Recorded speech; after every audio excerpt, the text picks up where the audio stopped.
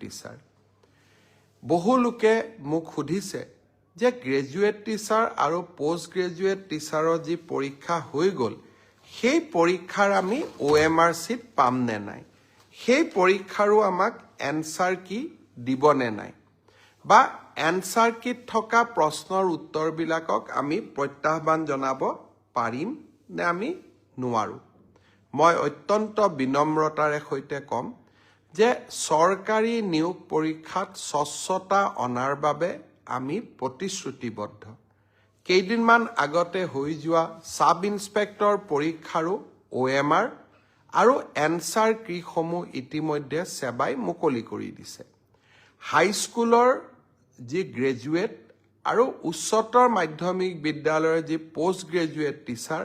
৭,০০০ পদৰ বাবে যি পৰীক্ষা হৈ গ'ল সেই পৰীক্ষাৰো এনসাৰ কি আৰু পদৰ সংখ্যাটো অলপ মোৰ ইফাল সিফাল হ'ব পাৰে কিন্তু পৰীক্ষাটোৰ আনসাৰ কি আৰু OMR চিটসমূহ পৰীক্ষাৰ্থীসকলে যাতে পায় তাৰ ব্যৱস্থা অহা এসপ্তাহৰ ভিতৰতে সেৱাই কৰি দিব আৰু স্বচ্ছতাৰ ক্ষেত্ৰত আমি কতো কম্প্ৰমাইজ নকৰাকৈ আমি আগবাঢ়ি যাম